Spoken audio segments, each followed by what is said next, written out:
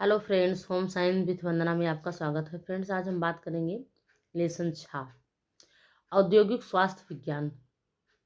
इसके पहले का 5 लेसन जो हमारा था वहाँ से हम 2 क्लास लगा दिए थे, ख़त्म हो गया हमारा।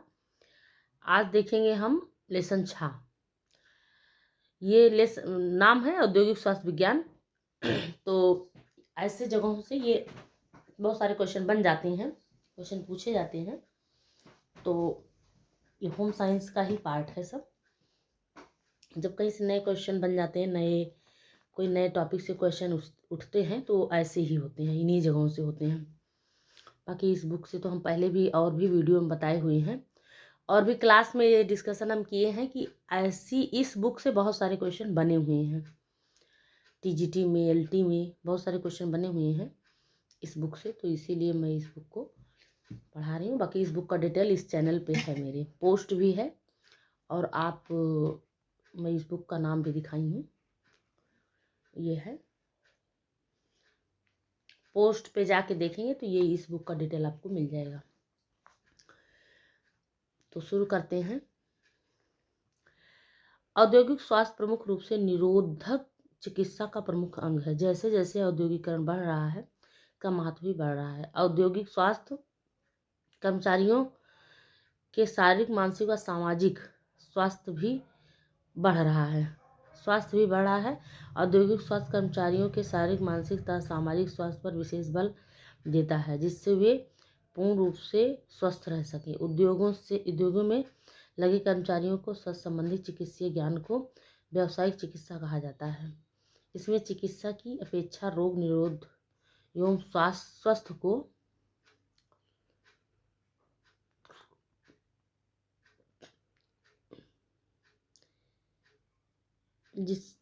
ये औद्योगिक स्वास्थ्य कर्मचारियों के शारीरिक, मानसिक तथा सामाजिक स्वास्थ्य पर विशेष बल देता है, से वे पूर्ण रूप से स्वस्थ रह सकें। उद्योगों में लगे कर्मचारियों को स्वास्थ्य संबंधी चिकित्सीय ज्ञान को व्यावसायिक चिकित्सा कहा जाता है। इनमें चिकित्सा की अपेक्षा रोग निरोध एवं स्वास्थ्य को बनाए रखने की ओर अधिक जोर दिया जाता है। तो ये हम इतना जूम कर दिए जिससे अच्छे से विजुअल हो आपको फ्रेंड्स। तो आप इसको पूरी मोबाइल स्क्रीन पे फुल करके देखेंगे तो अच्छा दिखेगा। व्यावसायिक स्वास्थ्य का आशय। व्यावसायिक स्वास्थ्य का आशय उद्योग में लगे कर्मचारियों के स्वास्थ्य संबंधी चिकित्सा ज्ञान को ही व्यावसायिक स्वास्थ्य चिकित्सा कहा जाता है। इसमें चिकित्सा की अपेक्षा रोग निरोधक तथा स्वास्थ्य को बनाए रखने की ओर अधिक बल दिया जाता है। कर्मचारियों के अस्वस्थ हो जाने पर कार्य को हानि पहुंचती है और अच्छा उत्पादन नहीं हो पाता है। औद्योगिक स्वास्थ्य सेवा कर्मचारियों के शारीरिक, मानसिक तथा सामाजिक स्वास्थ्य पर विशेष जोर देता है। अंतर्राष्ट्रीय मजदूर संगठन ने सर्वप्रथम विश्व स्वास्थ्य संगठन के साथ 1950 में इस दिशा में पहल की। तब यह कहा गया कि व्यावसायिक स्वास्थ्य का उद्देश्य होना चाहिए कार्य में लगे व्यक्तियों के शारीरिक, मानसिक और सामाजिक स्वास्थ्य को बनाए रखने तथा उन्हें अच्छे स्वास्थ्य हेतु प्रेरित करना। उद्योग में लगे लोगों को ऐसे खतरों से बचाना चाहिए जो उनके स्वास्थ्य पर विपरीत प्रभाव डाल सकते हैं, तथा उन्हें ऐसा वातावरण प्रदान करना चाहिए जो उनकी शारीरिक तथा मानसिक आवश्यकताओं के अनुरूप हो। यहाँ पे जो हम लोग पढ़ते सुकारिकी या मानव मशीन के बीच का संबंध, तो व्यावसायिक जो औद्योगिक स्वास्थ्य विज्ञान है, व्यावसायिक खतरे, यही सब है। तो ये सब हमारे सब्जेक्ट में है, हमारे होम साइंस में है, तो ये यहाँ से क्वेश्चन बन जाते हैं। अब इसको उद्देश्य क्या है देखेंगे। एम्स नंबर 1, रोगों तथा क्षति निरोध, रोग तथा क्षति उत्पन्न होने पर शीघ्र नियंत्रण पाना। नंबर 2, स्वास्थ्य संबंधी जानकारी कर्मचारियों तक पहुंचाना जिससे रोग अथवा क्षति के पूर्व ही बचाव हो सके। इसके लिए चिकित्सक, नियोक्ता एवं कर्मचारियों, बीमा कर्मचारियों, सरकारी संस्थाओं, ऐच्छिक स्वास्थ्य संस्थाओं में परस्पर सहयोग तथा तालमेल बनाए रखना आवश्यक होता है। इसके उद्देश्य है ये व्यावसायिक स्वास्थ्य के उद्देश्य। ये 2-3 उद्देश्य और हैं। छोटे ही टॉपिक है। इस बुक को मैं ये वाला तो लेसन बड़ा है थोड़ा, बाकी मैं इसको जो है रीड करा दूंगी टोटल इसी चैनल पे रीड करा दूंगी। आप इसको डेली डेली रीड कर लीजिए। नंबर 3, कुछ व्यावसायिक रोग ऐसे होते हैं जो किसी न किसी व्यवसाय के कारण ही जन्म लेते हैं। उनकी रोकथाम करना, कार्य के दौरान होने वाली दुर्घटनाओं को रोकना, दुर्घटनाग्रस्त अथवा गंभीर अथवा बीमार श्रमिकों को उपचार के पश्चात पुनः कार्य पर लगाना अथवा फिर उनके पुनः स्थापन के प्रबंध करना। व्यावसायिक खतरे। अब यहाँ देखिए व्यावसायिक खतरे क्या हैं। व्यावसायिक खतरे की बात करते हैं। व्यावसायिक खतरे, श्रमिक विभिन्न प्रकार के व्यावसायिक खतरों के बीच में कार्य करते हैं।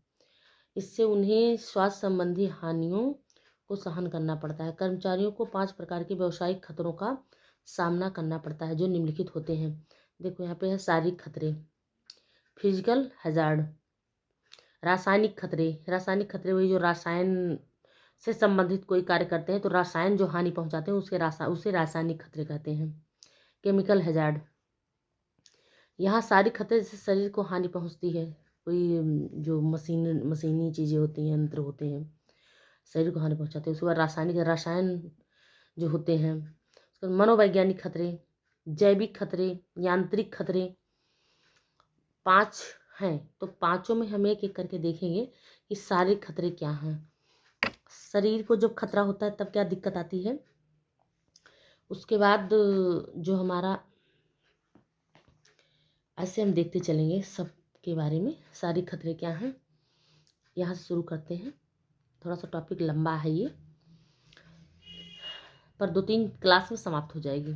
शारीरिक खतरे के बारे में अगर हम बात करें, फिजिकल हैजार्ड के बारे में, नंबर 1 शारीरिक खतरे के अंतर्गत आ रहा है ताप और शीत। शारीरिक खतरे के अंतर्गत ताप और शीत। यहाँ एक शब्द हमने थोड़ा सा गलत बताया था, ये देखो शारीरिक खतरे, इसके लिए मैं माफ़ी चाहती हूँ। शारीरिक खतरे में ये आ रहा है ताप और शीत। जो मैं यंत्र बताई यांत्रिक खतरे, जो अभी मैं बात की कि उसमें मशीनी चीज़ें होती हैं, यंत्र होते हैं, तो यांत्रिक खतरे में आएगा। शारीरिक खतरे में ये आ रहा है ताप और शीत, इसके लिए मैं माफ़ी चाहती हूँ।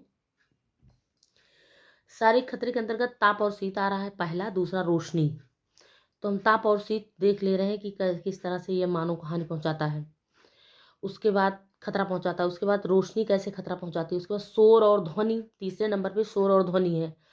शारीरिक खतरों में शोर और ध्वनि ये भी शरीर को हानि पहुंचाती है। अश्रवण संबंधी प्रभाव, श्रवण संबंधी प्रभाव, ये सब हमारे शारीरिक खतरे में आ रहे हैं। विकिरण, उसके बाद विकिरण के अंतर्गत आने वाले आयनित होने वाला विकिरण और पराबैंगनी विकिरण, कंपन। हाँ, दो तरह की विकिरण होती हैं जो विकिरणें हानि पहुंचाती हैं। तो आप ऐसे देखते जाइए। थोड़ा सा ताप और शीत के बारे में बात करेंगे हम। ताप और शीत क्या है। अधिकांश उद्योग में शारीरिक खतरा तापक्रम के बढ़ने से उत्पन्न हुई गर्मी से होता है। ऊष्मा के उद्भाषण के प्रत्यक्ष प्रभाव जलना, ऊष्मा का निकलना, गर्मी के कारण ऐंठन, ऊष्माघात आदि होते हैं। जबकि परोक्ष प्रभाव जो कि शरीर पर पड़ते हैं उनमें घटती हुई क्षमता, अत्यधिक थकावट तथा दुर्घटनाओं की दर में वृद्धि है। कई उद्योगों में खुले चूल्हे तथा भट्ठियां प्रयोग की जाती हैं जिनसे ऊष्मा का विकिरण होता है। कांच एवं स्टील उद्योग जैसे कारखानों में ऊष्मा का विकिरण एक प्रमुख समस्या है, जबकि ऊष्मा की प्रभावहीनता जूट एवं सूती कपड़ों की मिलों में पाई जाने वाली प्रमुख समस्या है। खानों में तापक्रम बहुत अधिक होता है। उदाहरण हेतु मैसूर की सोने की खदान में, जो कि संसार की दूसरी सबसे अधिक गहरी 11,000 फीट है। ये खदान जो है संसार की सबसे दूसरी बड़ी गहरी खान है, जो इतनी गहरी है, दूसरी बड़ी अधिक गहरी खदान है। ये 11,000 फीट है, जहाँ पर तापक्रम 150 डिग्री 150 डिग्री फ़ारेनहाइट रहता है। अब यहाँ पे अगर 150 डिग्री फ़ारेनहाइट है तो इसका तापक्रम अगर हम सेल्सियस में बात करें तो 55-60 के आसपास रहता होगा, 55 के आसपास। तो ये ताप जो होता है ये ताप बहुत प्रभावित करता है। 150 डिग्री फ़ारेनहाइट अगर है तो ये जो डिग्री सेल्सियस में होता है, डिग्री सेल्सियस में इसका ताप जो हमारे यहाँ गर्मी पड़ती है उससे अधिक होता है, ये समझ लीजिए अधिक होता है। असहन करने लायक होता, सहन नहीं होता, सहन करने लायक नहीं होता, असहनीय होता है, ये समझ लीजिए। ऐसी परिस्थितियों में शरीर द्वारा शारीरिक कार्य बहुत कष्टकारी होता है और यह कर्मचारियों के स्वास्थ्य और कार्य क्षमता पर बुरा असर डालता है। इसलिए प्रत्येक स्थान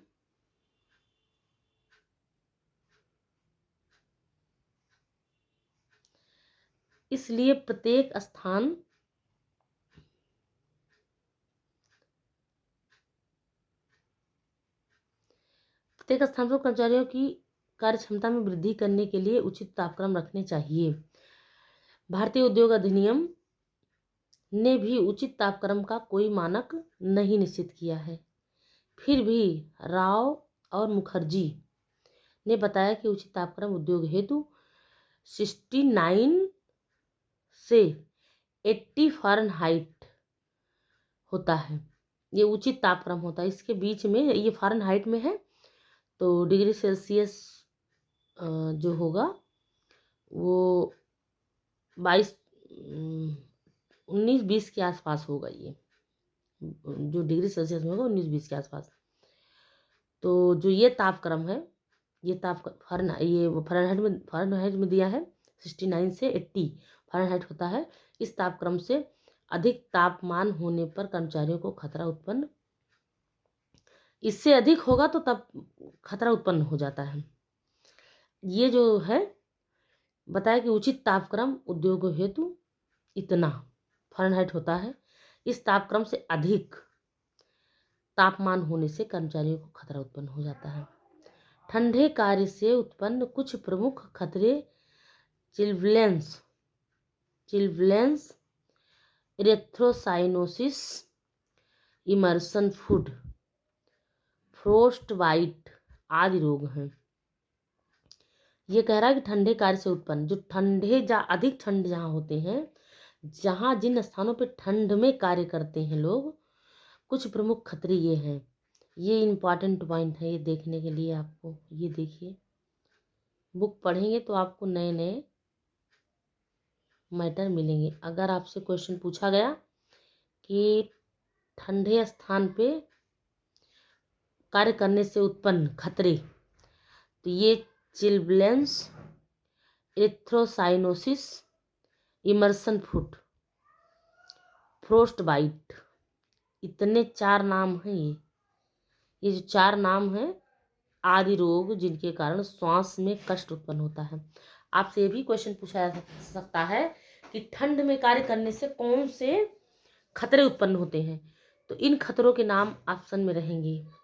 एक का नाम दे देगा, कुछ और 3 और कुछ दे देगा, या इन दोनों को दे देगा, उसके बाद 2 और कुछ देके ABC दोनों। तो ये आप चारों नाम याद कर लीजिए। ये ठंड से जैसी समस्याओं के खतरे हैं ये। उसके बाद इससे उत्पन्न क्या होता है, ये भी एक क्वेश्चन बन सकता है कि श्वास रोग या श्वास में कष्ट उत्पन्न होना, श्वास जैसी समस्याओं में कष्ट उत्पन्न होना कौन सी बीमारी होती है या कौन से समस्या उत्पन्न करते हैं। श्वास के लिए कष्टदायक होते हैं या कष्टकारी होते हैं। ऑप्शन में ये सब रहेगा। ये श्वास के लिए कष्ट उत्पन्न करते हैं ये सब जितने हैं। चिल्ब्लेंस, इराइथ्रोसाइनोसिस, इमर्सन फुट और फ्रोस्ट बाइट, ये सब सांस की जैसी समस्या उत्पन्न करते हैं। और ठंड के टाइम पे ये समस्या ये देखी जाती है। चलो ये हम लोगों को नया मिला, इतना आप इसको देखिए। उसके बाद रोशनी, नंबर 2 क्या है? रोशनी। ये शारीरिक खतरे हैं, शारीरिक खतरे में आ रहा है। पहले तो क्वेश्चन नहीं बन जाएगा, शारीरिक खतरे में आते हैं। ताप और शीत, रोशनी, शोर, ध्वनि, ये सब सारे खतरे में आ जाएगा। यही आपको याद रखना है कि सारे खतरे कौन से हैं। चलो रोशनी की बात कर लेते हैं। लाइट। कार्य क्षेत्र में रोशनी का उचित अनुपात होना चाहिए। कम प्रकाश एवं अत्यधिक तीव्र प्रकाश होने से कर्मचारियों को खतरे उत्पन्न होते हैं। कम ये सब यहाँ से क्वेश्चन पूछा जाता है। सुकार्यकी और मानव मशीन के बीच का संबंध क्वेश्चन पूछे जाते, पर ये भी क्वेश्चन बन सकते हैं क्योंकि ये जो है बहुत इम्पोर्टेंट पॉइंट है। नए क्वेश्चन ऐसे पूछे जाते हैं, यहीं से उठते हैं नए क्वेश्चन। अब हम लोग सोचते हैं कहाँ से पूछ रहे हैं, आया कहाँ से है। बस इसी तरह ऐसे ही नए क्वेश्चन पूछे जाते हैं, ऐसे जगहों से, ऐसी बुक से नए क्वेश्चन बन जाते हैं। तो हम यहाँ बात कर रहे थे उत्पन्न होते हैं। उसके बाद कम प्रकाश के बुरे प्रभाव, आंखों में तनाव, सिर दर्द, आंखों में दर्द। देखो कम प्रकाश ये समस्या उत्पन्न करता है। आंखों में तनाव, सिर दर्द, आंखों में दर्द, आंखों में थकावट, आंसू का निकलना था, कार्निया का संकुचन आदि है। स्वास्थ्य पर इसके दुष्प्रभाव में खदान में काम करने वालों का अच्छदोलन भी है। अत्यधिक तीव्र प्रकाश अथवा दमक से क्रोध और आंखों की थकावट पैदा होती है। सीधे पड़ने वाले तीव्र चमक अथवा प्रकाश से आंखों में धुंधलापन आ जाता है और इससे दुर्घटना हो सकती है। इसलिए कर्मचारियों के काम करने के स्थान पर उचित मात्रा में प्राकृतिक अथवा कृत्रिम प्रकाश होना ही चाहिए। प्राकृतिक प्रकाश और कृत्रिम प्रकाश होनी चाहिए की व्यवस्था होनी चाहिए कि अपने अनुसार, कार्य के अनुसार उसका सेटिंग हो। उसके बाद ये आंखों जैसी समस्या, रोशनी जो है आंखों जैसी समस्या उत्पन्न कर सकती है। तेज प्रकाश है तो भी, हल्के प्रकाश है तो भी सिर दर्द, तनाव, आंखों में दर्द, ये सब समस्या उत्पन्न हो सकती है। उसके बाद शोर, ध्वनि क्या प्रभाव डालता है, इसके बारे में बात करेंगे। नंबर 3 पॉइंट है, ये हमारे शारीरिक खतरों में आ रहे हैं। शारीरिक खतरों में सारे आ रहे हैं, अभी हम शारीरिक खतरे ही देख रहे हैं। शोर, ध्वनि। कुछ उद्योग में ध्वनि शोर स्वास्थ्य हेतु एक खतरा है। शोर के प्रभाव 2 प्रकार के होते हैं। जो शोर का प्रभाव पड़ता है वो शरीर पे 2 तरह के प्रभाव डालता है। एक श्रवण संबंधी प्रभाव, दूसरा अश्रवण संबंधी प्रभाव। तो श्रवण संबंधी प्रभाव कौन से हैं इसके देखते हैं थोड़ा सा। इसके कारण अस्थायी अथवा स्थायी रूप से बहरापन हो सकता है। जो श्रवण संबंधी प्रभाव, जो शोर का प्रभाव पड़ता है, श्रवण संबंधी प्रभाव, तो श्रवण संबंधी में इसके कारण अस्थायी अथवा स्थायी रूप से बहरापन हो सकता है। जो व्यक्ति होता है शोर के प्रभाव से सुनने संबंधी समस्या जो होती है वो या तो स्थायी होगी या अस्थायी होगी, और ये बहरापन जैसी समस्या उत्पन्न कर सकता है। व्यक्ति बहरा हो सकता है, चाहे वो हमेशा के लिए बहरा हो जाए, चाहे कुछ दिन के लिए बहरा हो जाए, कुछ समय के लिए बहरा हो जाए, कुछ दिन के लिए बहरा हो जाए, पर यह समस्या हो सकती है। उसके बाद अश्रवण संबंधी प्रभाव क्या है, इसके बारे में बात करते हैं। इसके अंतर्गत तीव्र ध्वनि के कारण अवसाद, थकावट, बोलने के द्वारा संचार में विघ्न उपस्थित होना, सुनने की क्षमता का ह्रास था, क्रोध आदि से कर्मचारी ग्रसित हो सकते हैं। अश्रवण संबंधी प्रभाव का मतलब ये है कि इसके अंतर्गत तीव्र ध्वनि के कारण अवसाद, थकावट, बोलने के द्वारा संचार में विघ्न उपस्थित होना, सुनने की क्षमता का ह्रास, मतलब व्यक्ति की स्थिति ऐसी हो जाएगी, अश्रवण शब्द यहाँ लिखा है, ये सुनने की क्षमता ही खत्म हो जाएगी। वो उस व्यक्ति को कोई बोले ना बोले, कोई आवाज़ आ रही नहीं आ रही, उसको कुछ पता ही नहीं चलेगा। उसको लगेगा ही नहीं कि मेरे पास कोई आवाज़ आ रही है या मुझे कुछ सुनाई दे रहा है, कोई बोल रहा है या नहीं बोल रहा है। उसको अश्रवण जैसी समस्या हो जाएगी, कुछ नहीं सुनाई देगा। क्रोध आदि से कर्मचारी ग्रसित हो जाते, वो व्यक्ति क्रोधी हो जाता है। उसको कुछ समझ में आता नहीं, कुछ सुनाई दे रहा है नहीं सुनाई दे रहा है, कुछ कोई आवाज़ आ रही नहीं आ रही, उसको उससे कोई मतलब नहीं, व्यक्ति क्रोधी प्रवृत्ति का हो जाता है। ये है शोर ध्वनि से होने वाली समस्याएं, श्रवण संबंधी प्रभाव, अश्रवण संबंधी प्रभाव। उसके बाद शोर का प्रत्यक्ष संबंध कान से होता है। कान एक सीमा से अधिक शोर सहन नहीं कर सकते हैं, अत्यधिक शोर से स्थायी अथवा अस्थायी बहरापन, अवसाद, थकान, कम सुनना, सुनने की क्षमता का ह्रास आदि खतरे उत्पन्न हो जाते हैं। जो व्यक्ति अधिक शोर शराबा में रहने वाले हैं या अधिक शोर से उनका पाला पड़ गया, कहते हैं ना कि उनके कान के पर्दे फट जाते हैं, उनको कुछ सुनाई नहीं देता हमेशा के लिए, बस वही स्थिति होती है, कान के पर्दे का फट जाना, ये समझ लीजिए। अब यहाँ पे बात करेंगे नंबर 4 विकिरण। विकिरण विकिरण की बात करेंगे। नंबर 4 ये हमारे शारीरिक खतरे हैं। ये हमारे व्यावसायिक खतरों में जो आते हैं, व्यावसायिक खतरों में पहला शारीरिक खतरे की हम बात कर रहे हैं, और सारे शारीरिक खतरों के अंतर्गत ये आ रहे हैं, जिसमें हमारा चौथा पॉइंट है विकिरण। विकिरण 2 प्रकार का होता है। विकिरण कितने प्रकार के होते हैं? 2 प्रकार के। यहाँ पे दिया है आयनित होने वाला विकिरण, आयनित होने वाला विकिरण और पराबैंगनी विकिरण। ये देखिए, विकिरण 2 प्रकार के होते हैं। विकिरण भी 2 प्रकार के होते हैं, आयनित होने वाला विकिरण और पराबैंगनी विकिरण। अब थोड़ा सा आयनित के बारे में देखते हैं, उसके पराबैंगनी बात करेंगे। आयनित होने वाला विकिरण की बात अगर हम करें, विकिरण का चिकित्सा एवं उद्योगों में प्रयोग बढ़ता जा रहा है। आयनित होने वाला विकिरण का, ऐसे विकिरण का चिकित्सा और उद्योग में प्रयोग बढ़ता जा रहा है, जैसे कि एक्सरे किरणें तथा रेडियोधर्मी समस्थानिक, मुख्य रेडियो समस्थानिक, कोबाल्ट 60 तथा फास्फोरस 32 है। कुछ ऊतक जैसे कि हड्डियों की मज्जा अन्य ऊतकों की अपेक्षा इससे अधिक प्रभावित होती हैं। जनन अंगों पर भी इसका विशेष दुष्प्रभाव पड़ता है। विकिरण से उत्पन्न दुष्प्रभावों में आनुवंशिकीय परिवर्तन, शारीरिक विकृति, ल्यूकेमिया, कैंसर, अल्सर और बांध्यता, और अधिक विकिरण की स्थिति में कर्मचारी की मृत्यु तक हो जाती है। यहाँ पे ये है कि अनियमित आयनित होने वाला विकिरण से संबंधित है, जैसे एक्सरे किरणें। यहाँ पे अगर हम बात करें, एक्सरे किरणें, इसका बहुत बुरा प्रभाव पड़ता है लोगों के ऊपर। तो इससे हानि बताए हैं, ये देखो, इसको बताए हैं कोबाल्ट 60 तथा फास्फोरस 32 है। इसमें जो ये इसकी मात्रा होती है मुख्य रेडियो समस्थानिक, इसमें जो इसका वो होता प्रभाव होता है वो बताया गया है। कोबाल्ट 60 था, फास्फोरस 32 है।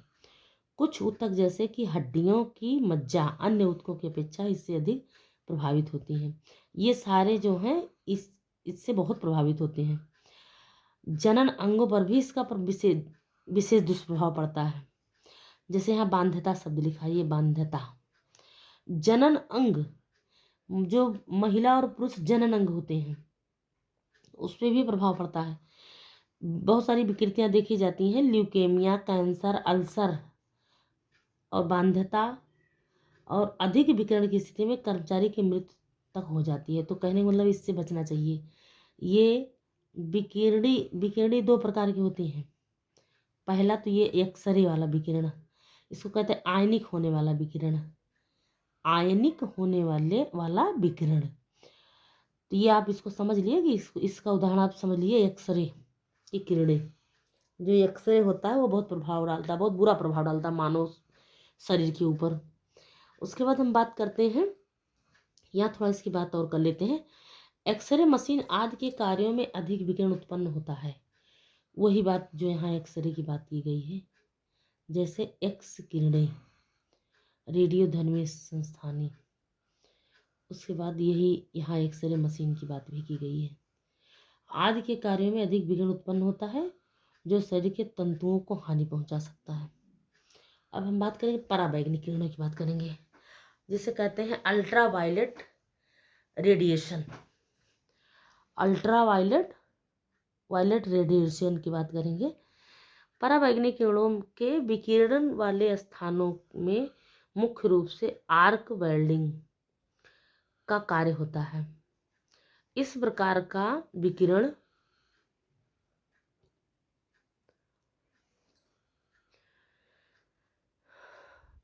स्थानों के मुख्य रूप से आर्क वेल्डिंग का कार्य होता है। इस प्रकार का विकिरण प्रमुखतः रूप से आँखों को प्रभावित करता है।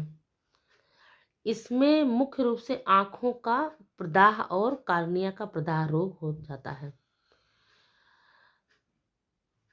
इसके लक्षण आँखों का लाल हो जाना एवं आँखों में दर्द होना है। ये लक्षण कुछ दिनों के पश्चात स्वतः ही समाप्त हो जाते हैं और इनका आँख की आंतरिक रचना पर कोई स्थायी प्रभाव नहीं पड़ता है। ये तो हमारे थे पराबैंगनी किरणों के कारण, और जो हमारे विकिरण से संबंधित समस्याएं थी। और विकिरण दो प्रकार के होते हैं, एक आयनित और दूसरा पराबैंगनी, ये आप देख लिए हो। अब हम बात करें कंपन। जब कंपन होती है मशीनों के द्वारा, जो हमारी मशीनें चलती हैं और वहाँ पे कंपन होता है, तो मानव के ऊपर क्या सारे व्यावसायिक स्थिति, जो हमारी व्यावसायिक खतरे होते हैं, व्यवसायिक में शारीरिक खतरे की बात हो रही है। व्यवसाय में होने वाले व्यावसायिक खतरों में शारीरिक खतरों की बात चल रही, तो उसके अंतर्गत हम ये क्या कहते हैं, विकिरण भी देख लिए चौथे नंबर पे। पांचवें नंबर पे कंपन की बात करेंगे। कंपन में कई कार्यों में ऐसे उपकरणों का प्रयोग होता है जिनमें बहुत कंपन होता है, जैसे वायु चलित मशीनें, जैसे ड्रिल, हैमर आदि पर कार्य करने वाले कर्मचारियों को कंपन विशेष रूप से 10 से 500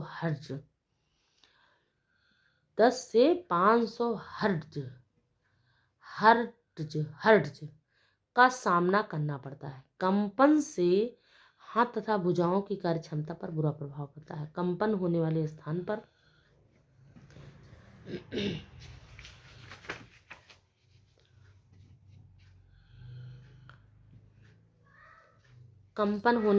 निरंतर कुछ महीने या वर्ष कार्य करने पर उंगलियों की छोटी छोटी रक्तवाहिनियों में ऐंठन होने लगती है। इसके अलावा हाथ, कूहनी तथा कंधे के जोड़ों में भी चोट पहुंच सकती है। कंपन होने पर जोड़ों में दर्द रहता है और रक्त संचार पर बुरा प्रभाव पड़ता है। ये देख लीजिए, अगर आपसे क्वेश्चन बन गया, पूछ लिया कि कंपन वाले स्थान पे कार्य करने से कर्मचारियों को कौन सी समस्या होती है, तो उनका जो है रक्त संचार भी प्रभावित होता है, उनके जोड़ों में दर्द होता है। जोड़ों में दर्द का होना रक्त संचार में की जैसी समस्या, और भी ऑप्शन दे देगा, तो ये आप जानते रहिए कि जहाँ पे कंपन होगी वहाँ पे जोड़ों में दर्द, रक्त संचार पर बुरा प्रभाव, इससे व्यक्ति को सामान्य कार्यों में भी पूरा करने में कठिनाई होती है। सामान्य कार्यों को भी पूरा करने में कठिनाई होती है। जैसे मान लीजिए अगर कोई कहीं कंपन है, कोई हिल रहा है, तो वहाँ सामान्य से कार्यों को करने में समस्या उत्पन्न होती है, समस्या सी लगती है। तो ये हमारा था सारा शारीरिक खतरे। व्यावसायिक खतरे के अंतर्गत आने वाले शारीरिक खतरे हम देख लिए। अब यहाँ पे रासायनिक खतरे की बात करेंगे। रासायनिक खतरे भी हमारे बहुत बड़े हैं, और बहुत बड़े तो नहीं है, वैसे देख लेते हैं। रासायनिक खतरे हम खत्म ही कर देते हैं। जो इसमें हमारे यांत्रिक खतरे, उसके बाद शारीरिक खतरों के बाद जो हमारा रासायनिक खतरे, शारीरिक खतरों के बाद रासायनिक खतरा आ रहा है। रासायनिक खतरों के बाद हमारा आ रहा है मनोवैज्ञानिक दुष्प्रभाव। उसके बाद जैविक खतरे आ रहे हैं। जैविक खतरों के बाद यांत्रिक खतरे आ रहे हैं। यांत्रिक खतरों के बाद यहाँ तक समाप्त हो जाएगा हमारा। देखने के बाद देख लेते हैं हम रासायनिक खतरे की बात करते हैं। वीडियो लंबी हो जाएगी काफ़ी, और नहीं तो यहीं पे वीडियो को एंड करते हैं और रासायनिक खतरे से आगे देखेंगे। ये हमारे व्यावसायिक खतरों के, इसको फ्रेंड्स याद रखिएगा। व्यावसायिक खतरों के अंतर्गत आने वाले शारीरिक खतरों को हम देख चुके हैं, रासायनिक खतरों से आगे देखेंगे। तो फ्रेंड्स, वीडियो को लाइक कीजिएगा, चैनल को सब्सक्राइब कीजिएगा। धन्यवाद फ्रेंड्स।